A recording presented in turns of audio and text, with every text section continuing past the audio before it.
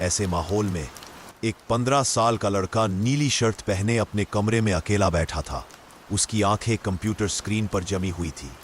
Screen पर कई अजीबोगरीब और डरावनी लबूबू डॉल्स की तस्वीरें थी। बिना ज्यादा सोचे लड़के ने एक डॉल ऑर्डर कर दी। कुछ दिनों बाद एक रहस्यमय पार्सल उसके दरवाजे पर पहुंचा। डिब्बा कुछ गीला था। उस पर एक डरावना चेहरा हल्के से उभरा हुआ दिख रहा था। उस रात जब बाजार फिर से तूफान आया हुआ था, लड़के ने अपने बेड पर बैठकर डॉल को खोला। सब कुछ सामान्य लग रहा था, लेकिन जैसे ही वह सोया, डरावनी घटनाएं शुरू हो गई।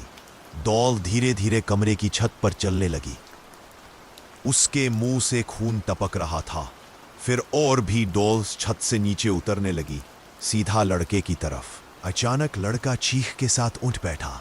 ये एक बुरा सपना था, लेकिन उस डर की छाया पूरे दिन उसके चेहरे पर साफ दिख रही थी। स्कूल में वह उदास था, किसी से बात नहीं की, बस चुपचाप क्लास में बैठा रहा। स्कूल से लौटने के बाद वह फिर बेड पर लेट गया और धीरे धीरे नींद में चला गया। आंख खुली तो उसने देखा कमरे के दरवाजे पर एक काला, बिना चेहरा वाला साया खड़ा था। वो साया धीरे धीरे उसके पास आया और धुएं की तरह उसके मुंह के अंदर घुस गया। लड़के की आंखों से खून बहने लगा। उसके हाथ और गर्दन भयानक रूप से मुड़ने लगे।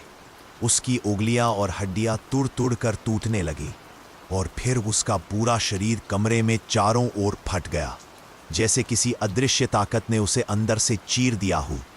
कुछ दिन बीत गए। उसके दोस्त ने दरवाजा खटखटाया, लेकिन कोई जवाब नहीं मिला। जब उसने दरवाजा खोला तो अंदर का नजारा देखकर उसकी रूह कांप गई। कमरा खून से सना हुआ था और उसका दोस्त कमरे में बुरी तरह बिखरा पड़ा था। शरीर के टुकड़े दीवारों, फर्श और छत पर तक चिपके हुए थे। एक भयानक अंत जो शायद सिर्फ एक डॉल से शुरू हुआ था।